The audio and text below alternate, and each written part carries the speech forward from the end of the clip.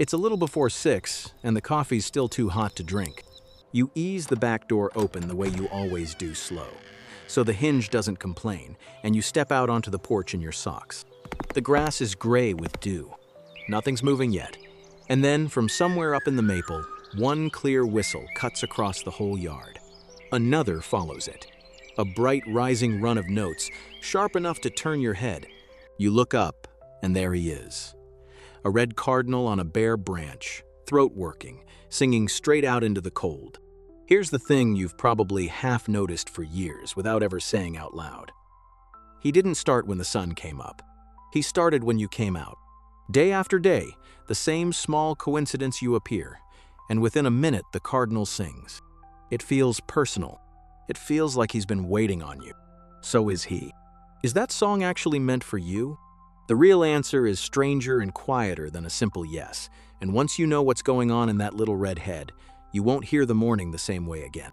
If you keep a feeder full, and you notice which birds come and go, you're going to feel at home here. This channel is for the quiet watchers, the people who've started to suspect their backyard holds more than anyone gives it credit for.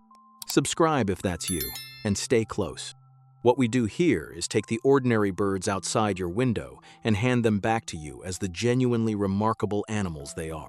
And stick with me to the end, because there's one sound in your yard that isn't a song at all, a small, private signal passed between two birds that was never meant for the whole street to hear.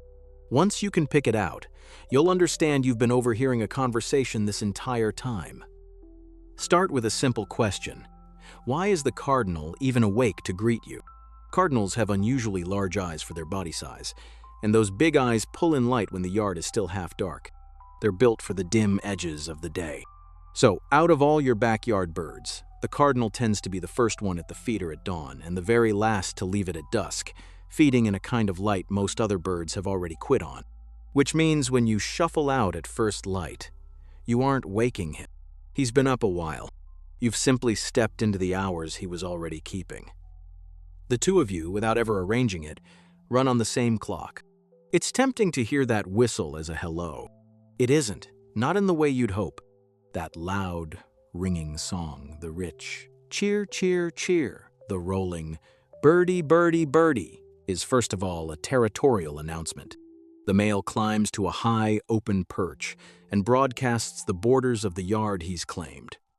This maple, that hedge, the feeder, all of it spoken for.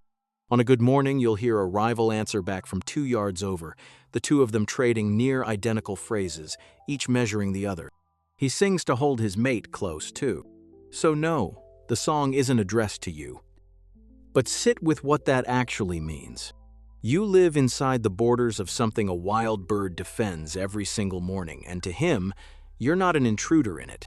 You're a fixed part of the place, as settled there as the tree he's sitting in. Here's where it gets quieter and better.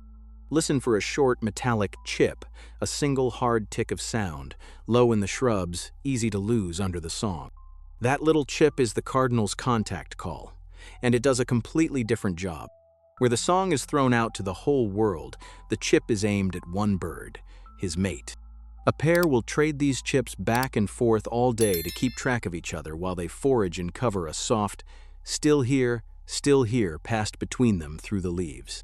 That's the sound I promised you at the start. It was never meant for your ears. But now that you can hear it, you'll catch yourself listening in on it for the rest of your life. Both the male and the female cardinals sing, and that's rarer than it sounds. Among North American songbirds, a female who sings is genuinely uncommon. In most familiar species, the singing is left to the males. The female cardinal breaks that pattern. She'll often sing from right on the nest, and her song can run longer and more elaborate than his. Researchers believe these nest songs may carry a message to the male, possibly about when she wants him to bring food. So that back and forth you sometimes catch, one phrase from the maple answered by another from across the lawn, may be no performance at all. It may be two birds, sorting out the morning between them. The solo you've been admiring could be one half of a long married pair, talking things over. There's a solid reason your arrival and the singing keep lining up, and it has a plain name: learning. Cardinals are creatures of deep routine, and they're sharp about noticing patterns. If you top off that feeder around the same time each morning, the bird ties the cues together, the scrape of the door, your shape on the porch, the rattle of seed in the scoop, and links all of it to food showing up. Week after week, you stop being a random event and turn into a dependable one.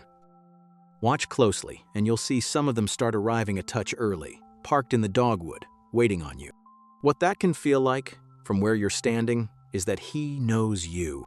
And in the only sense that matters to a cardinal, you, plus food, plus a reliable time of day, he does. Can a cardinal really tell you apart from your neighbor? Here I want to be honest about the edge of what's known. Some backyard birds clearly can. Crows recognize and remember individual human faces for years and will hold a grudge. Mockingbirds have been shown to pick out one specific person who once bothered their nest, even in a crowd of people who look much alike. For cardinals in particular, we don't have that hard proof yet. What you can test for yourself is the difference in how he behaves loose and unbothered when it's you in your usual chair, but bolt upright and gone the instant a stranger comes out that same door. He's reading something off the figure on the porch. We simply can't say yet how finely he's reading it. And that little band of not knowing is a good part of why a backyard stays worth sitting in. One more, and it pulls the whole morning together. Birds don't only listen to their own kind, they eavesdrop across species constantly. When a hawk drifts over the yard, you'll notice every voice cut out at once. That sudden hush is information, and everyone's reading it. The reverse holds too. When the threat moves off and the cardinal lifts his head and opens back up, the other birds within earshot take that returning song as a kind of all clear, the coast is open, you can come back down. So his singing really is a report on the state of the whole yard. It just isn't a report he wrote for you. Still, the nearest human word for what it feels like when you sink into your chair and he starts up again over your head might just be company. The yard is safe. You're in it. He sings anyway.